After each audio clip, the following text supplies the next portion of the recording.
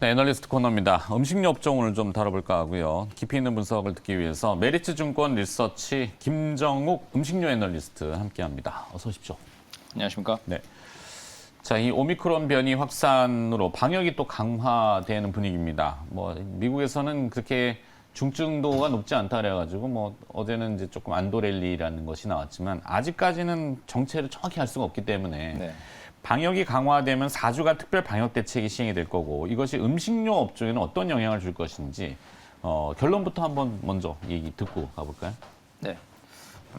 아무래도 이제 11월 달 기대했던 위드 코로나 효과에서 방역 대책이 조금 더 강화됐기 때문에 일정 부분의 이제 실적 증가에 대한 기대치를 조금 낮춰야 되는 네, 그런 상황인 거는 맞습니다. 그래서 결론적으로 보면 12월 달 전년비 주류업 그다음에 외식업 쪽에 성장세를 좀 높게 봤었으나 일부 조정은 불가피하다. 하지만 그 폭 자체가 그렇게 크진 않은 정도. 일단은 한 로우 싱글 정도의 조정이지 않을까 그렇게 보고 있고요. 조정폭 자체가. 그래서 보게 되면 지난해 12월 같은 경우 기저효과는 매우 큽니다. 예, 소비자분들, 투자자분들 다 체감하시겠지만 작년 12월 달에는 제3차 팬데믹으로 인해서 확진자가 한 200명, 300명 정도의 수준에서도 거의 공포감에 의해서 외부 활동을 중단했었고요. 당시에는 백신 보급률이 거의 없었기 때문에 그런 부분도 사실 일정 부분 이 주류업, 외식업이 많이 망가지는 데 영향을 줬다고 보고 있거든요. 하지만 네. 지금 상황은 좀 많이 달라졌죠. 지난해와 비교했을 때 특징들은 그 사망률을 봤을 때 확진자 대비 사망률이 지난해 거의 한 2% 육박했다면 지금은 한 0.8에서 0.9%. 네. 백신의 효과일 수도 있고 또는 이제 이 델타 변이 또 오미크론 변이가 돼가면서 이 바이러스의 성질 자체가 약간 치명률을 좀 낮추는 방향으로 가지 않았나 이런 생각하고 있습니다. 이런 부분들 수치적인 부분도 있지만 이 결국 소비자분들 그다음에 이제 투자자분들 체감하시다시피 지난해와 올해는 확실히 좀 달라진 소비 동향을 좀 볼 수가 있고요. 더불어서 이제 그 정부의 규제 자체도 보게 되면 우려가 좀 강했죠. 지난주 발표가 나올 때만 해도 거의 4단계에 준하는 수준이 나오지 않을까 우려했었습니다. 예를 들어 10시 이전 종류라든지 또는 4인 이하 모임이라든지 이런 식으로 매우 좀 강력한 규제가 예상됐었는데 물론 강도가 좀 강화되긴 했지만 그래도 수도권 6명, 비수도권 8명이라는 인원 규제 이 정도라면 일부 소규모 모임은 가능한 상황이고요. 그리고 가장 중요한 시간 규제가 12시까지 허용됐다라는 부분들 그리고 방역 패스 입장에서는 이 백신 접종률이 지금 80%에 달하고 있는데 어쨌든 주류업이나 외식업의 주력이라고 할 수 있는 성인 인구 네. 대상으로 한다면 거의 대부분 백신 방역 패스에는 해당되는 인구들이기 때문에 또 이 부분에 대한 피해도 좀 적을 거라고 좀 보고 있습니다. 네. 주 소비층, 지갑을 열고 닫고 하는 네. 소비층이 일단은 백신 접종률이 높기 때문에 네, 맞습니다. 그렇죠. 일단 방역을 강화하는 부분 때문에 잠시 위축은 되겠지만 안 먹을 수는 없잖아요. 네네. 어디선가 먹어야 되니까. 네. 어디선가 마실 수도 있고 마시라는 게 자꾸 이제 권장하는 건 아니지만. 맞습니다. 네. 그래서 음식료 하여튼 이 소상공인분들이 너무 어려워하시고 예약률 취소 이런 것들 기사 뜨면은 굉장히 좀 걱정이 많이 되니까. 네. 하지만 또 우리는 보복 소비라는 게 있고. 맞습니다. 네, 쟁여놨다가 언젠간 터뜨리겠죠. 너무 크게 걱정하실 건 아니고 이제 로우 싱글이라는 표현을 쓰셨지만 낮은 한 자릿수 정도는 좀 감소를 감안하고 네. 그건 이미 주가에 또 빠르게 반영이 됐잖아요. 맞습니다. 최근에 보면 CJ 제일제당 봤을 때 저도 굉장히 관심을 많이 뒀었는데 이렇게까지 주가가 무거웠을까? 네, 이렇거든요. 근데 이제 바이오 사업을 좀 강화한다고요. 영역을 넓혀서 레드, 그린, 화이트 바이오 이건 어떤 의미인지 용어도 좀 설명해 주시고요. 네. 그다음에 화이트 바이오 사업의 경쟁력을 강화하는 내용이 좀 중점인 것 같은데 그 내용도 좀 부가적으로. 바이오 사업을 좀 설명드리면 이게 이제 용어에 있어서 좀 사업을 좀 세분화시키기 위해서 우리가 구분 짓는 건데요. 네. 일종 그 레드 바이오부터 말씀을 드리면 레드는 그 이제 아무래도 그 피의 색깔에서 온 것 같아요. 예, 블러드에서 와가지고 이제 빨간색. 그래서 레드 바이오 해서 이제 의약, 그다음에 제약 쪽 관련된 바이오 사업을 이제 아울러서 레드 바이오라고 하고요.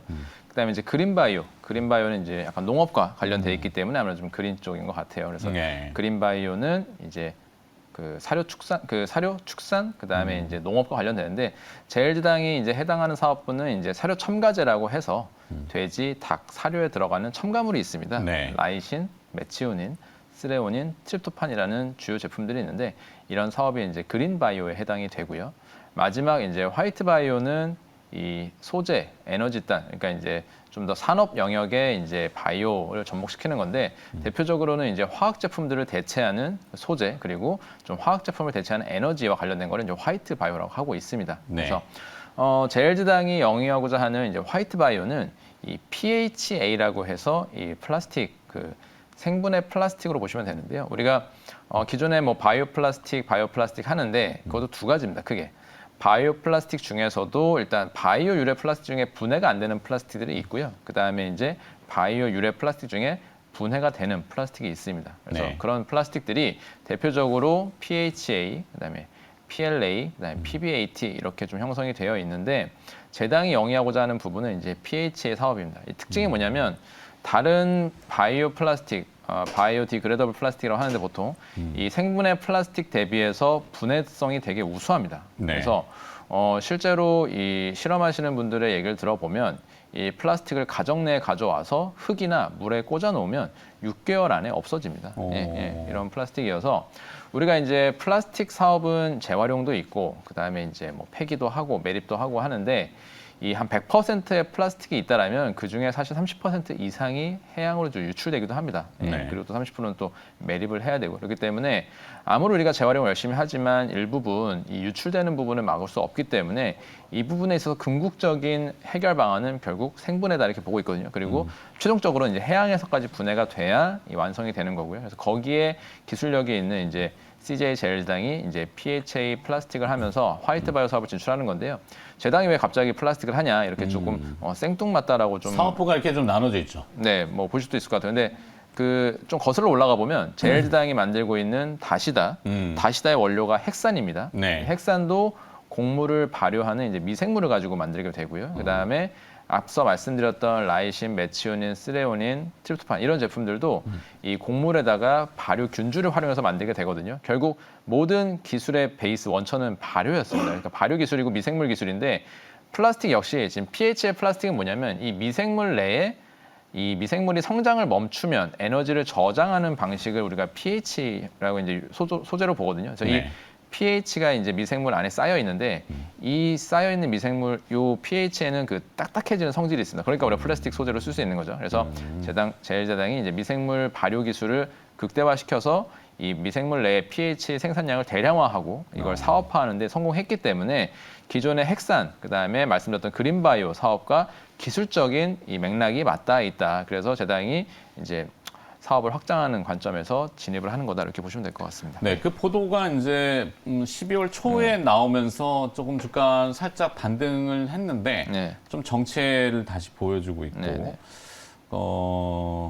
그렇다면은 이 또 한 가지 뭐 이게 바타비아 바이오. 예, 바이오. 영어들이 요즘 눈도 잘 안 보이고 제일제당이 바타비아 바이오 사이언스 지분을 인수했습니다. 이 CDMO 그러니까 위탁 뭐 의약품 위탁 생산이라고 해야 되겠죠. 네. 이런 것 사업으로도 진출을 하게 됩니까?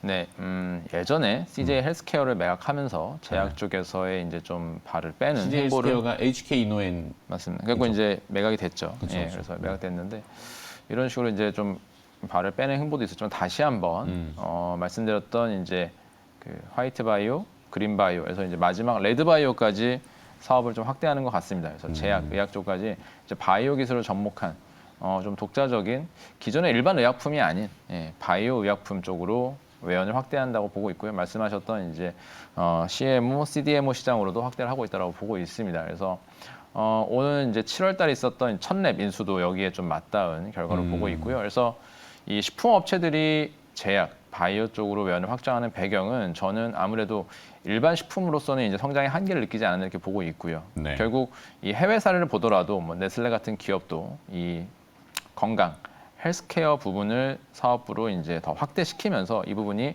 사실 밸류에이션을 올려주는 영향을 줬다고 보고 있거든요. 결국 이 식품 업체들은 결국 좀 먹거리라면은 단순 일반 식품뿐만 아니라 이제는 가공식품에서 이제 건강기능식품, 그다음에 더 확대해서는 제약, 그리고 향후에는 일반 식품의 제약을 더 붙여가지고 이제 식품의 포트폴리오를 더 다변화시킬 수도 있고요. 장기적으로, 궁극적으로는 결국 이 먹거리를 담당하기 때문에 일반적인 이 건강관리, 헬스케어 영역까지 갈 수 있겠다는 생각을 하고 있어요. 네. 뭐 저희 이제 상상력이지만 예를 들어 이 빅데이터를 가지고 있는 의료적인 빅데이터를 가지고 있는 기업과 또 연관된다라면 네.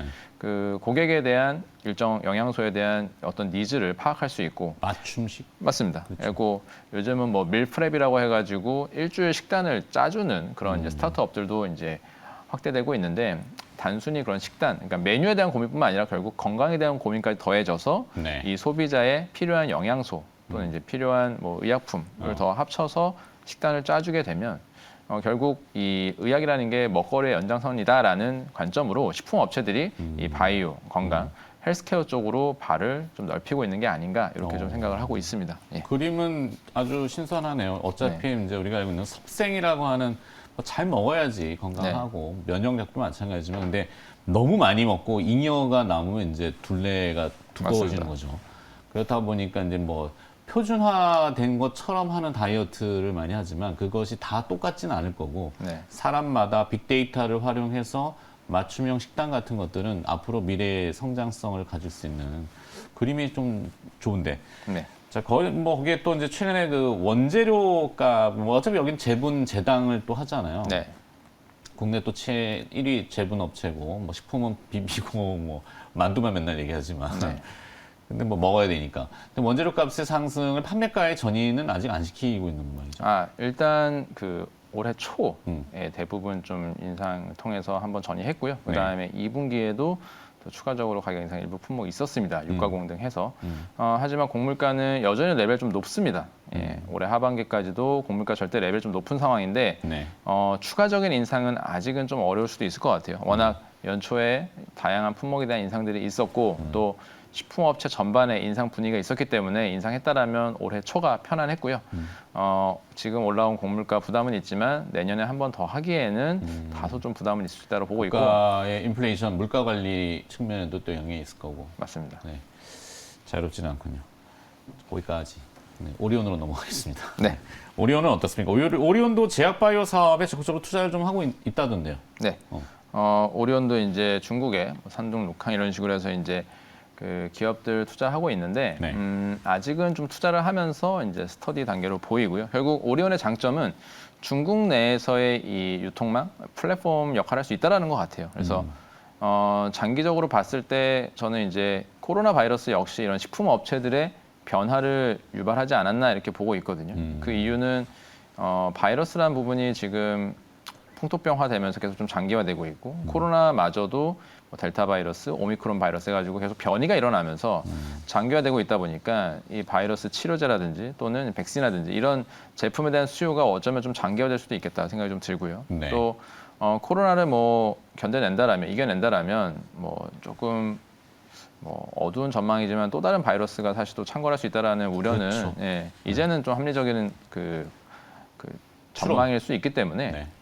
식품업체들의 이제 외연 확대가 이 향후에 이 장기화될 수 있는 이 바이러스 상황에 대비하기 위한 뭐 치료제, 백신 이쪽에 이제 외연을 넓히겠다. 그리고 오리온이 할 수 있는 부분들은 예를 들어 뭐 유럽에 있는 업체들 또는 국내에 있는 업체들 뭐 치료제라든지 진단키트라든지 이런 식으로 우리가 외연을 확장해 놓으면 이 부분을 중국에 유통시키는데 영향은 강할 수 있다고 보고 있거든요. 네. 그동안 중국 내에서의 경험 그리고 이제 사업 관계들, 거래처들 있기 때문에 그 중국의 유통망을 활용한다면 오리온은 어쩌면 이 제약, 의약, 바이오 이런 품목들이 중국으로 판매될 수 있는 이제 플랫폼 역할을 할 수가 있게 되는 겁니다. 그래서 오리온이 그런 좀 관점에서 좀 그 장기적인 안목으로 바이오 쪽에 좀 투자를 지금 여러 방면으로 하고 있지 않나 이렇게 보고 있습니다. 네. 네. 자, 오리온의 이 가격 인상 효과, 신제품 성장 기대감, 4분기 실적 전망을 그래서 어떻게 하고 계시는지. 네, 4분기 오리온이 3분기에도 그래도 증익 흐름을 보여주면서 상반기 부진에서 탈피하는 모습이었고요. 네, 4분기 역시도 증익 기존 이어갈 수 있겠다고 보고 있습니다. 3분기까지는 국가별 차별화가 좀 있었어요. 중국이 먼저 견인하면서 베트남 쪽은 이 팬데믹 봉쇄 조치가 강화되면서 다시 한번 부진했고 러시아는 원재료 수입 비중이 가장 높은 국가인데 원재료 수입 비중이 높다 보니 이 올라온 곡물가 영향을 그대로 받았습니다. 그래서 러시아도 좀 부진했는데 베트남은 9월 말에 봉쇄 조치가 해제가 됐고요. 러시아는 이 10월 1일부터 전 품목 7% 가격 인상이 들어오기 때문에 또 역시 러시아도 이 4분기에 턴어라운드 하는 이런 모습입니다. 마지막 중국은 이제 내년도에 춘절 대명절이 1월 달에 있기 때문에 평년보다 좀 이른 춘절 효과로서 11월, 12월 달에 관련된 물량 공급이 좀 있을 겁니다. 그래서 오리온 입장에서는 이제 중국은 이제 성장 기조를 이어가고 부진했던 베트남, 러시아까지 턴어라운드 하기 때문에 4분기에도 영업이익 증가 흐름은 이어갈 거다 이렇게 보고 있습니다. 네. 네. 자, 이제 마지막으로 화이트진로 가보겠습니다. 주주분들은 뭐 열심히 소비하시느라고 이제 지쳐가지고 오미크론의 주가가 좀 영향을 또 받겠죠, 아무래도. 네.